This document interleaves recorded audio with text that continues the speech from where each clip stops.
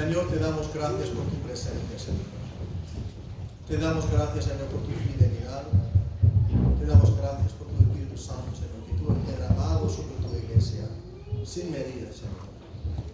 Te damos gracias, Señor, por tu bondad, por tu amor, por tu buena voluntad para nosotros. Señor, nosotros queremos pedir, haz tu voluntad en nosotros.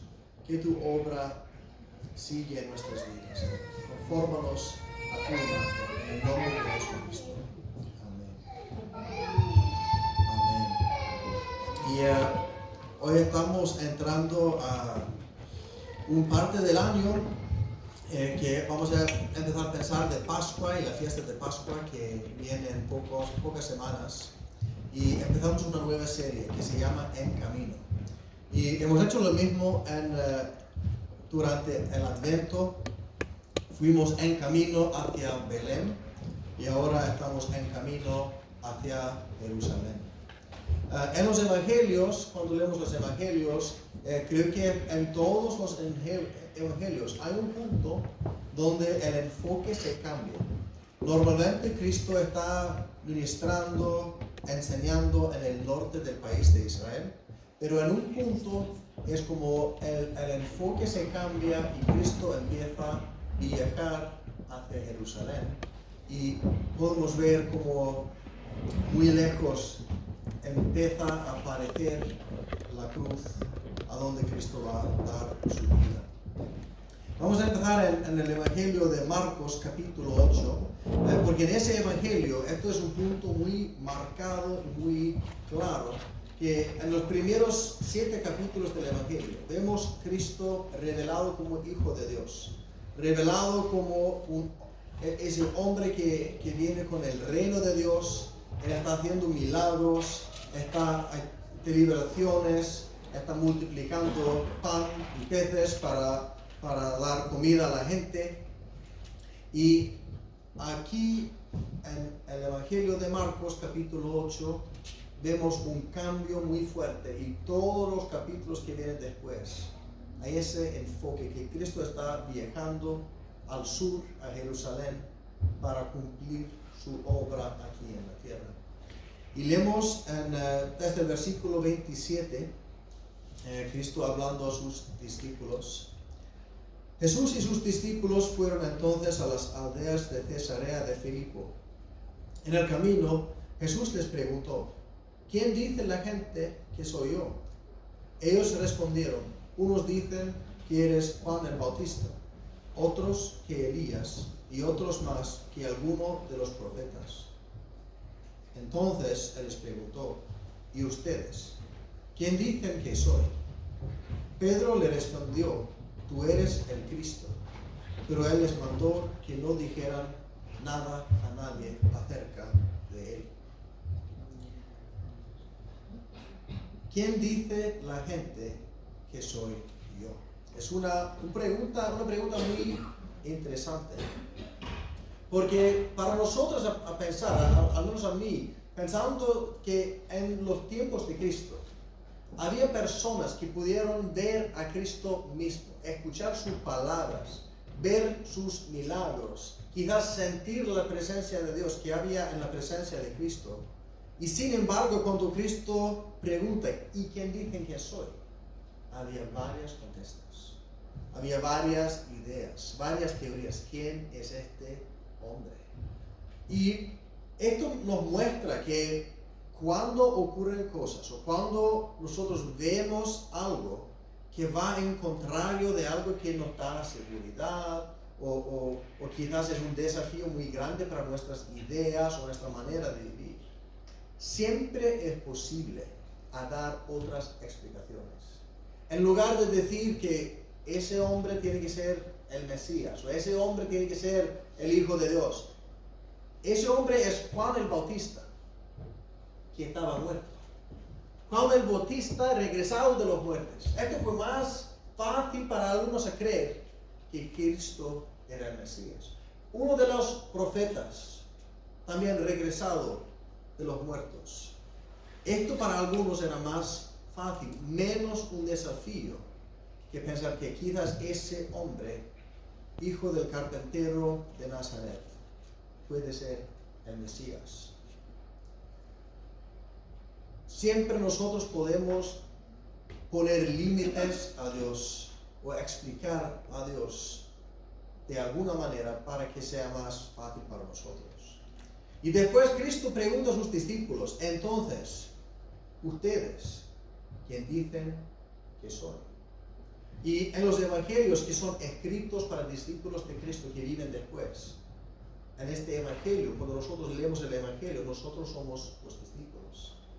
A veces nosotros somos los fariseos también. A veces nosotros somos la gente con quien Cristo habla. Pero cuando el evangelio pregunta, ¿quién dicen que soy? Es una pregunta para nosotros. ¿Quién dice que soy? Y leemos Pedro como su carácter era, él es el primero a dar su respuesta. Tú eres el Cristo. Una respuesta muy profunda en un momento muy profundo e importante. En el Evangelio de Mateo, voy a leer solo un par de versículos de Mateo, leemos también de esa conversación, y en Mateo hay un poco más de detalles. Leemos la respuesta de Simón, leemos, Simón Pedro respondió, tú eres el Cristo, el Hijo de Dios viviente. Entonces Jesús le dijo, bienaventurado eres Simón, hijo de Jonás, porque no te lo reveló ningún mortal, sino mi Padre que está en los cielos. Y yo te digo, tú eres Pedro, y sobre esta roca edificaré mi iglesia, y las puertas de Hades no podrán vencerla. Esto es una respuesta de Cristo un poco más dramática. Ningún hombre, ninguna persona te ha revelado esto, sino que mi Padre en los cielos. Él está diciendo, esa respuesta viene de Dios. Esa respuesta significa que quizás por fin los discípulos han empezado a entender quién es Cristo.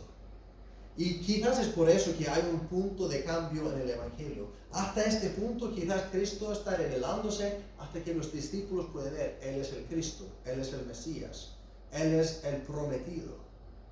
Y ahora cuando han entendido quién es, Cristo empieza a explicar o revelar a ellos y qué significa esto.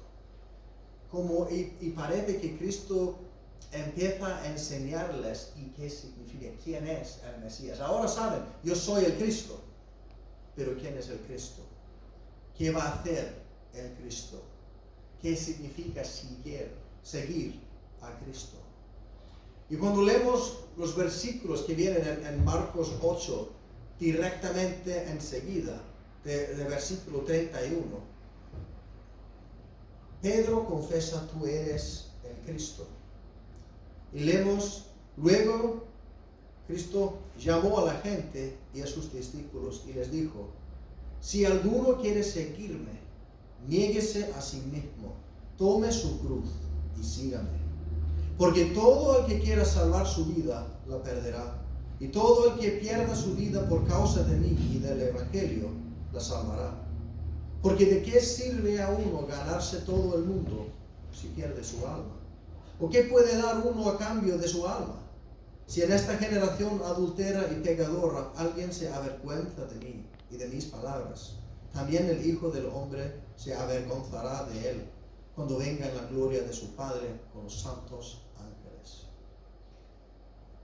Esto quizás nos parece un poco pesado, un poco duro. ¡Wow, Cristo! Pedro da su confesión. Pedro proclama, tú eres el Cristo.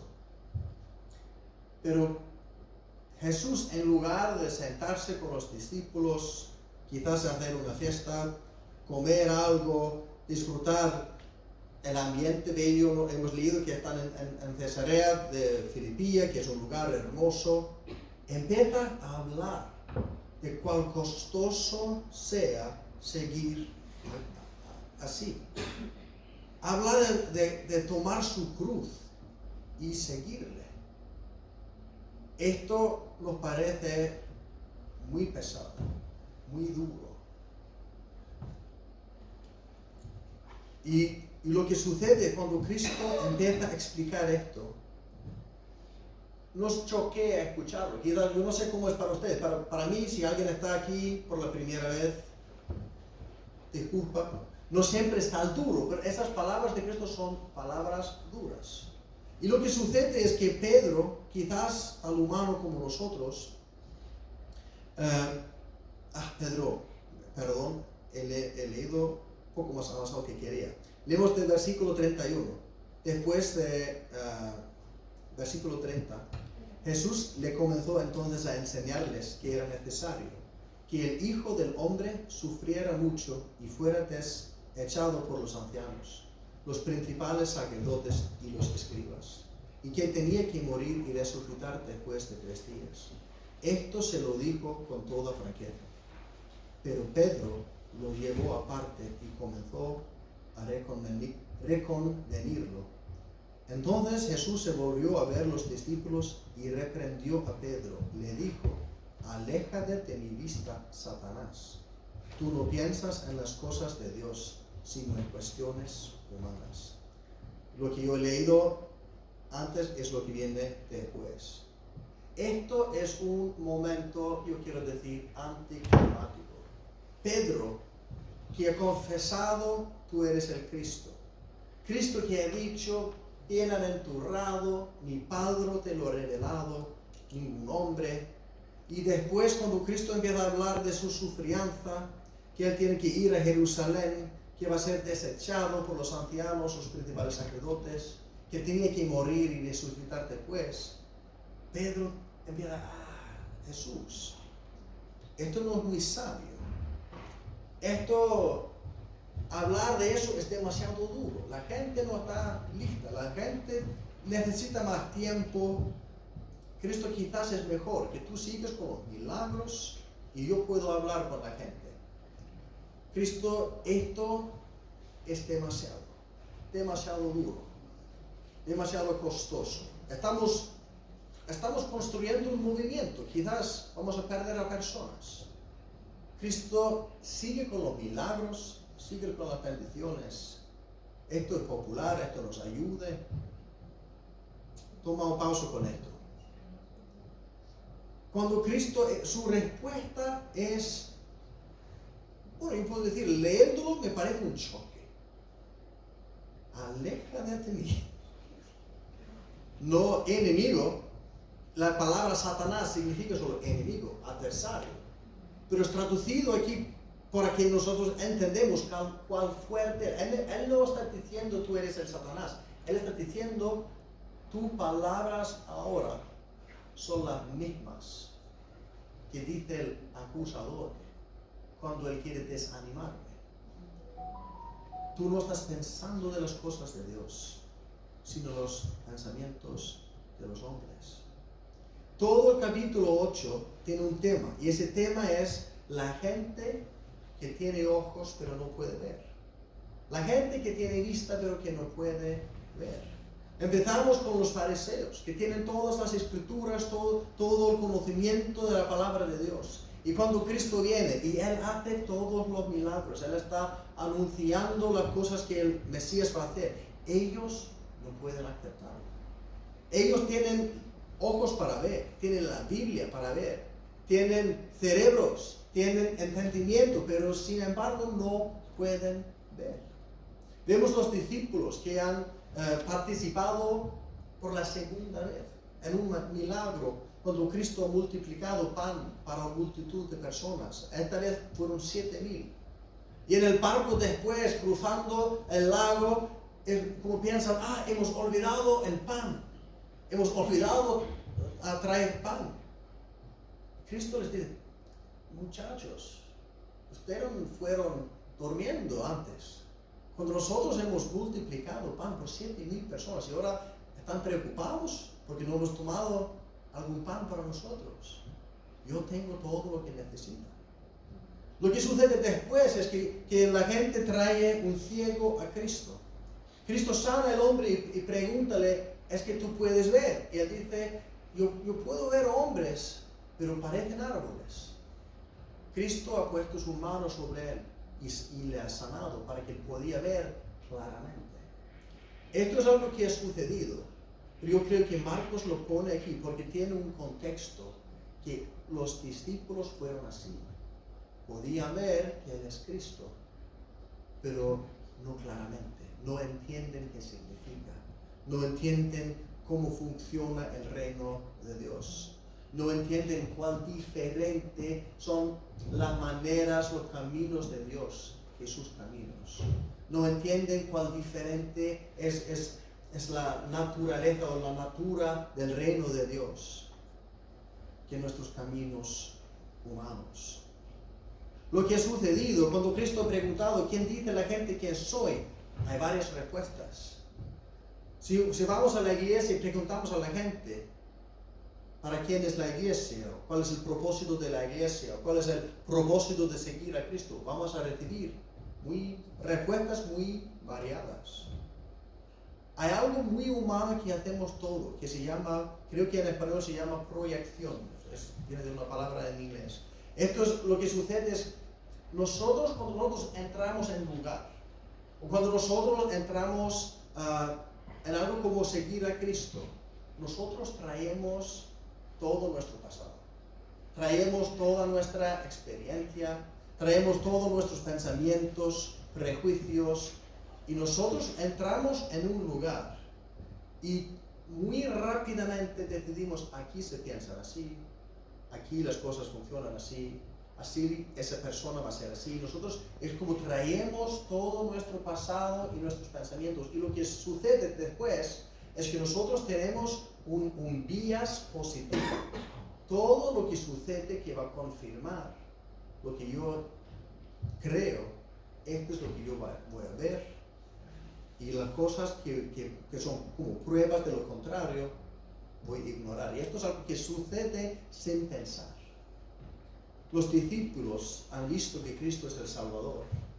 Nosotros podemos venir a Dios y entender que Él es Dios, pero nosotros traemos esperanzas, traemos ideas de qué es lo que Dios debe que hacer, qué es lo que Dios va a hacer, pero a veces estas cosas son parte de nuestra propia agenda, no sé si puedo decir en español, son nuestros deseos, nuestras ideas.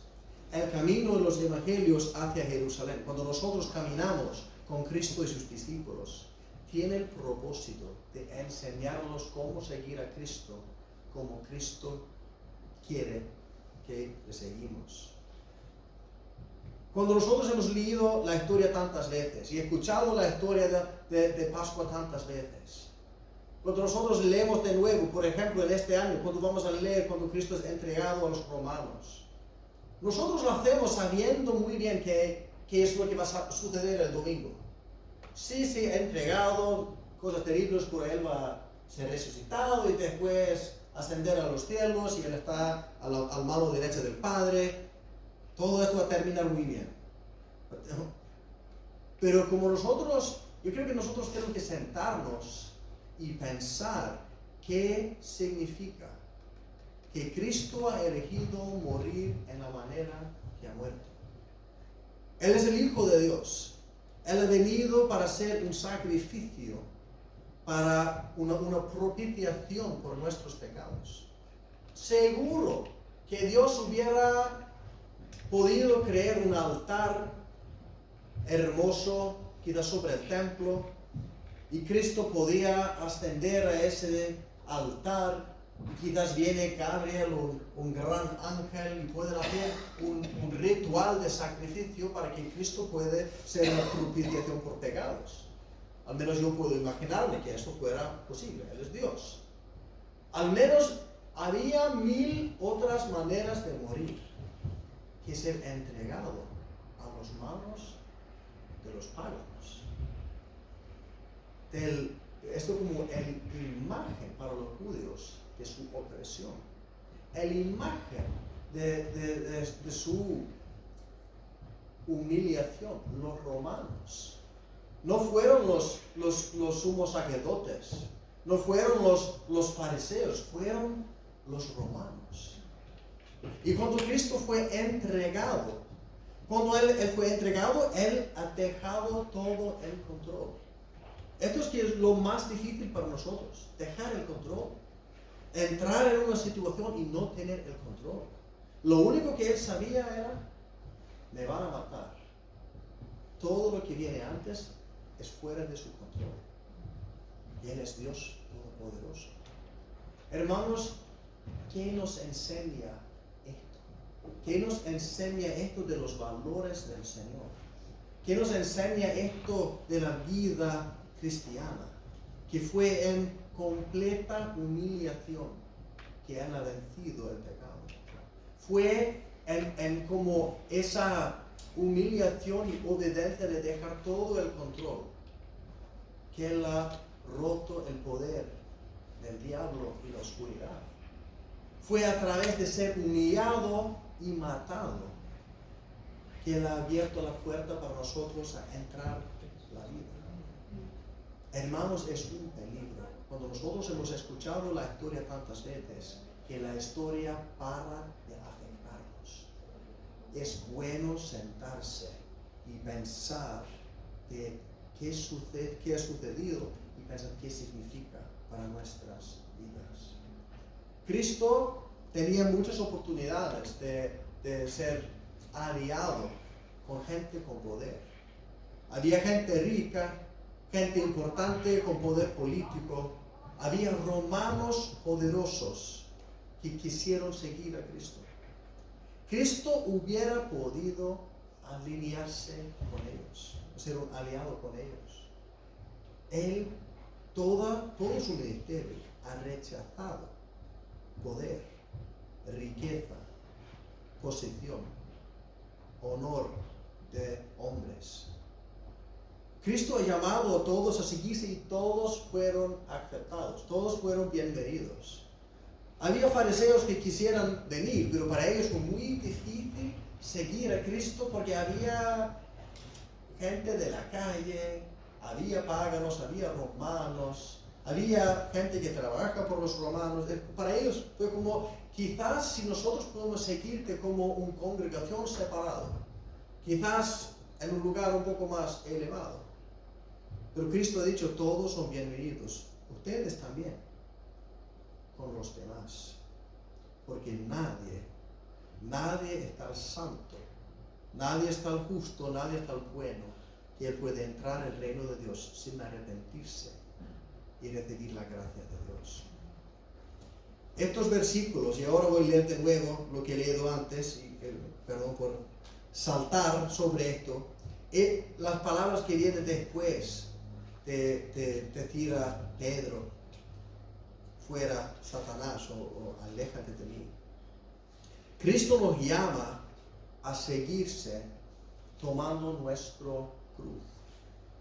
Esto es unos versículos de un evangelio costoso, pero sin embargo hay palabras que yo creo que todos nosotros podemos entender. Hay un contexto. Cristo no solo está diciendo para que el Señor les daba su perdón, hay que humillarse, porque Él está enfadado y Él quiere ver que de verdad se sienten mal o algo así. No trata de eso. No es porque Dios quiere humillarnos, no es porque Dios está enojado, es porque nosotros vivimos en un mundo mentiroso y muchas veces nosotros creemos tantas mentiras que hay cosas de este mundo que van a pararnos de seguir a Cristo.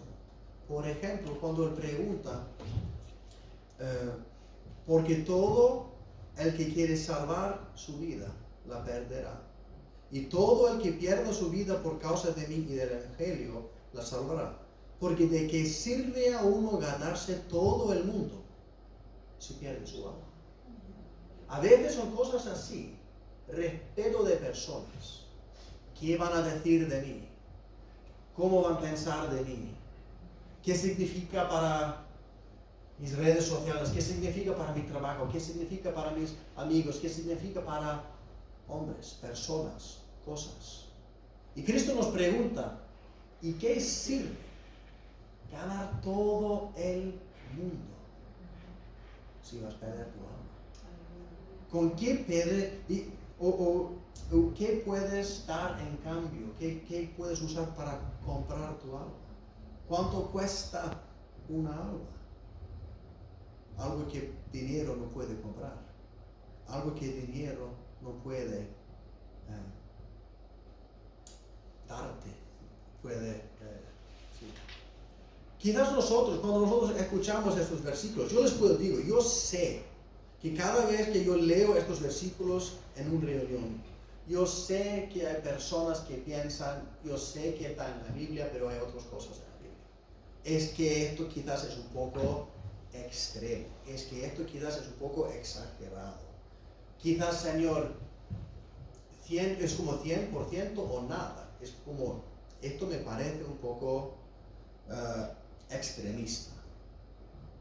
Si nosotros pensamos así, yo puedo decirles, yo pienso así, es como, yo no quiero ser demasiado duro, yo no quiero decir algo que es demasiado extremo, pero cuando leemos esas palabras de Cristo y esos pensamientos se levantan en nuestros corazones, yo creo que si Marcos estaba con nosotros, él quizás nos preguntaría, ¿puede ser que tú estás pensando de la misma manera que Pedro? Que quizás estás pensando tanto en las maneras humanas, pensando tanto como un hombre que no entiendes lo que hace Dios. Quizás Marcos nos diría, tú tienes ojos, pero te falta la vista. Tú tienes una vista, pero estás ciego. Si yo de verdad puedo ver quién es Cristo, si yo entiendo quién Cristo es y lo que Cristo ha venido a hacer, si Cristo de verdad es el camino y la vida y la verdad, si Cristo de verdad es el que salva, si Cristo de verdad es el que tiene palabras de espíritu y vida, si Él es el único camino a Dios, si Él es el fuente de la vida eterna, si Él es todo eso, dime, ¿qué precio es demasiado alto para seguir? ¿Dónde ponemos el límite? ¿Dinero? ¿Personas? ¿Respeto? ¿Honor? ¿Dónde ponemos el límite si Él es todo esto? Gracias a Dios que Dios es bueno. Dios no le está pidiendo, deja todo, vende todo, múdate a la calle. Él no está pidiéndonos vivir una vida de sufriencia solo para sufrirnos. Pero hay una pregunta, cuando nosotros venimos al lugar que hay que elegir, Cristo o nuestro confort, Cristo o respeto de hombre, Cristo o dinero, lo que vamos a decidir, lo que vamos a elegir, muestra nuestros pensamientos. Yo creo que el problema de muchos de nosotros, yo también, a veces esto ha sido mi problema, yo creo que nosotros creemos que Dios es más como nosotros. Dios es más como una persona humana, codependiente, una palabra larga, y de verdad es como no creemos que nuestro pecado es tan grave. Yo tengo pecados en mi vida, yo tengo problemas en mi vida, pero Dios me entiende. Yo soy un hombre, yo soy humano, somos flacos, somos débiles, y hay gente que es mucho más peor que yo. Yo tengo problemas, pero hay gente que tiene problemas más graves. Cuando yo pienso de esto, me hace recordar muchas conversaciones que he tenido con personas que tienen problemas con adicciones.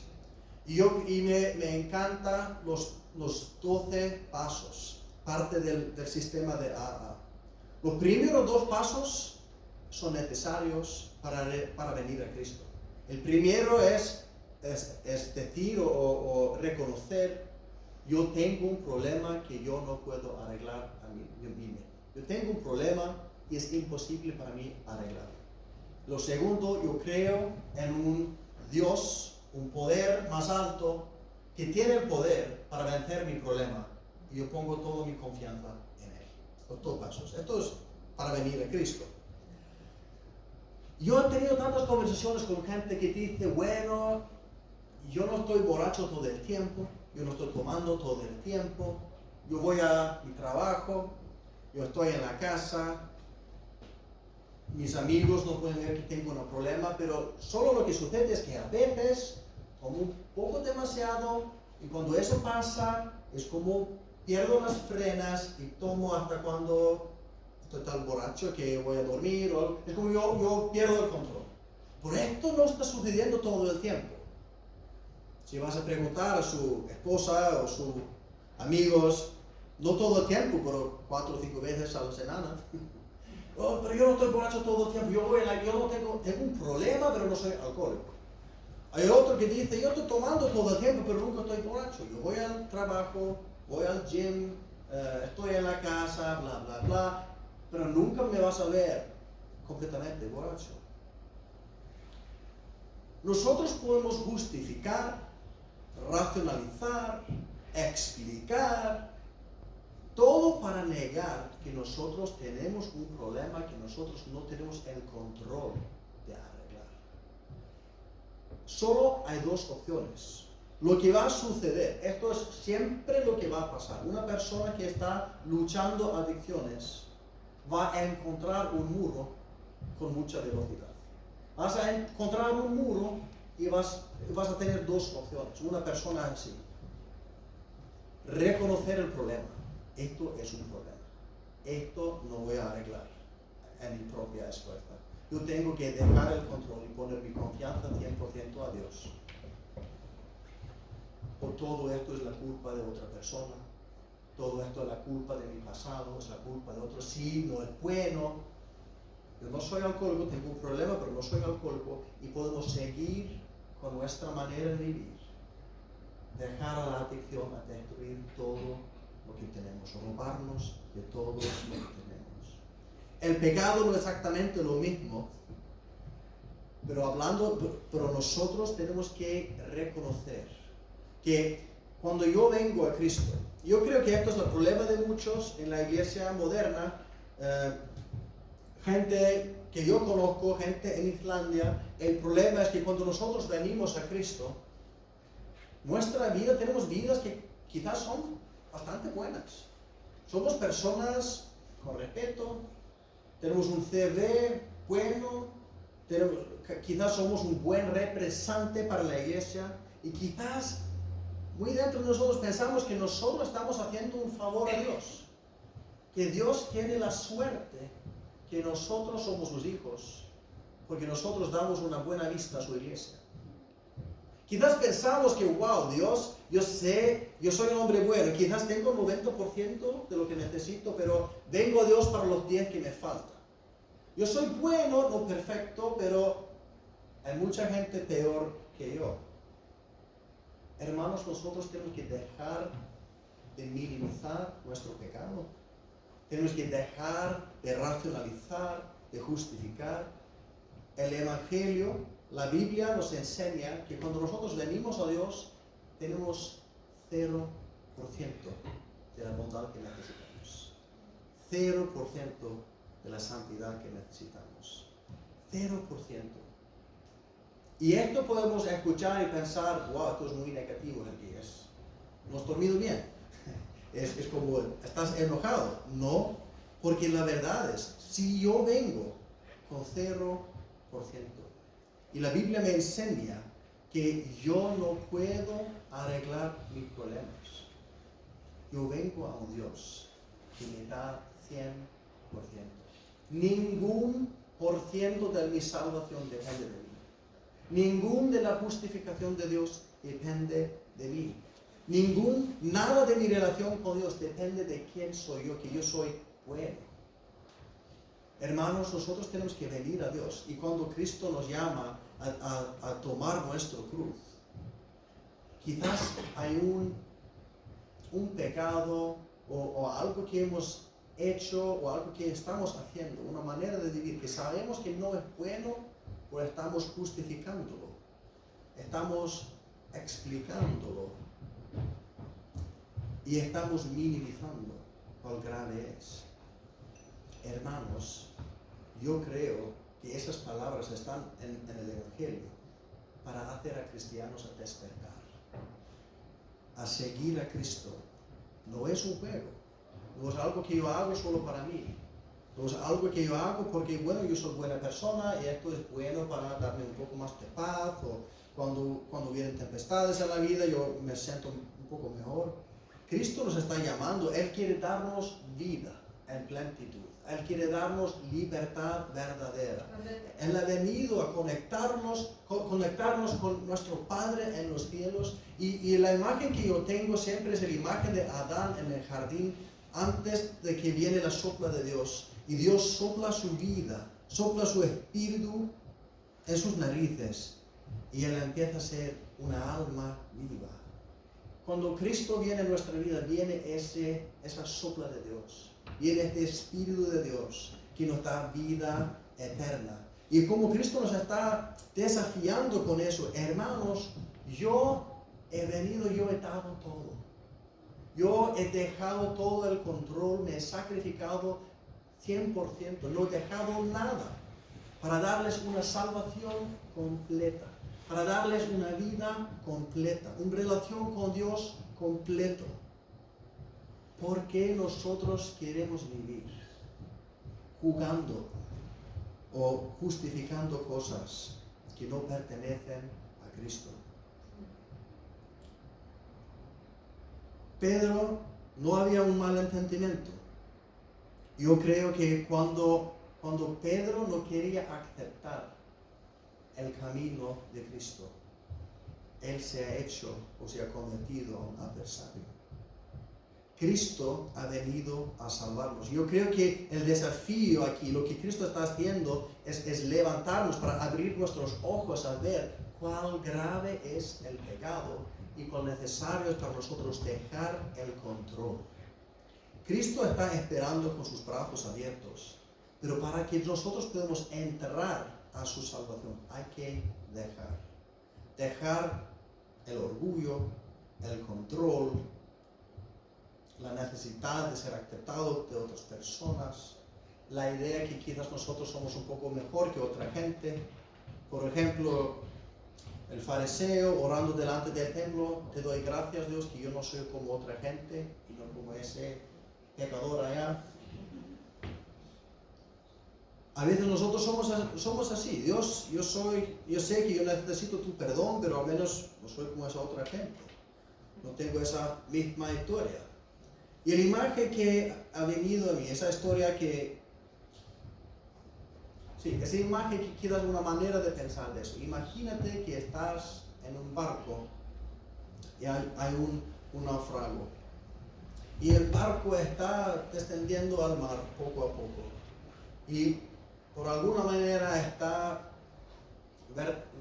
vertical en el mar y está bajando poco a poco. Pero tú, gracias a Dios, estás al punto más alto, has encontrado un lugar bueno para sentirte firme, estás seguro en ese lugar, pero poco a poco el barco está bajando. Y de repente escuchas el sonido de un helicóptero y viene un helicóptero para salvarte, bajan ese cable y no sé cómo se llama ese, no es un red, pero es como un cinturón que puedes poner sobre tu cuerpo y te pueden levantar hasta la seguridad. Y quieras lo bajan, pones la cintura sobre ti, pero quizás tienes un poco miedo del mar, miedo de alturas, y no quieres dejar el control que tienes, no quieres dejar tu lugar en el barco porque tienes miedo de caer. No podemos recibir la salvación y mantener control. Si yo quiero ser salvado por Cristo, yo tengo que dejar mi seguridad, mi control, mi ser Dios en mi propia vida. Y si uno no deja el control y sin embargo te intentan salvar, lo que va a suceder es algo gráfico. Vas a perder tus brazos y caer porque no tienes nada para levantarte con el cinturón. Es como si quieres hacer los dos, vas a perder los dos. vas a perder todo. Esto es lo que Cristo dice. El que pierda su vida, sueltar, es como perder la vida. Perder el lugar seguro que tienes en el barco que está bajando al mar. El que pierde su vida por causa de mí o del Evangelio lo salvará. Dejar el control, dejar de ser Dios en tu propia vida. Pero el que quiere salvarlo, lo va a perder. El que no deja el control, el que no deja el barco. No es una imagen perfecta, pero yo creo que refleja un poco a veces cómo es ser un hermano que quiere seguir a Cristo. Es muy difícil dejar el control, dejar las cosas que nosotros podemos ver y tocar. Yo creo que cuando estamos empezando ese tiempo del año, preparándonos para la Pascua y celebrar lo que Cristo ha hecho por nosotros, es bueno parar un poco, tomar una pausa y reflejar y pensar, ¿dónde estoy yo? Si hemos seguido a Cristo por muchos años, quizás en nuestro pasado hemos tenido una relación hermosa con Dios y en un tiempo hemos dejado todo lo que no pertenece de Él, hemos dado nuestras vidas 100% a Cristo.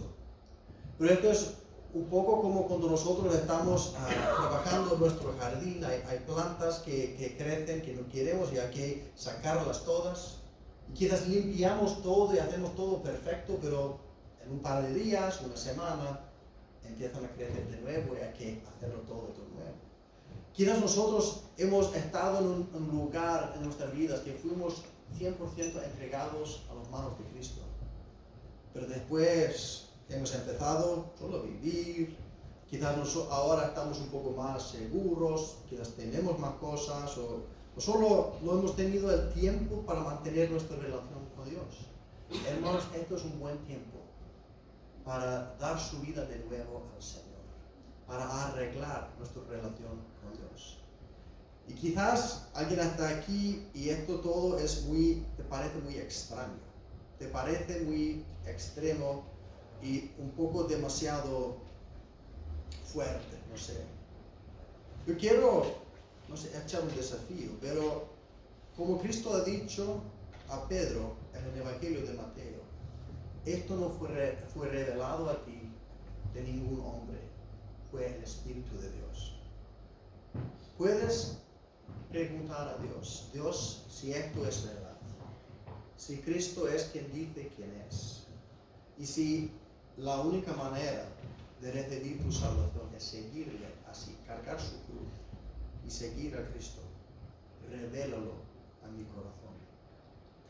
Y quizás para nosotros, si esto nos parece demasiado costoso, no es porque somos gente mala, pero quizás hemos perdido la vista de cuán glorioso y hermoso es Cristo y cuán gloriosa y hermosa es la vida que Él quiere darnos. El mundo en lugar de su alma. ¿Qué estamos ganando si perdimos lo más importante, lo más precioso, por algo que no vale tanto con los ojos de la eternidad? Podemos orar. Señor, te doy gracias por tu palabra. Y yo quiero confesar y decir, esas palabras me parecieron duras y difíciles, Señor. Un desafío, Señor, porque yo sé, como ser humano, nosotros no podemos ser fieles como tú eres fiel.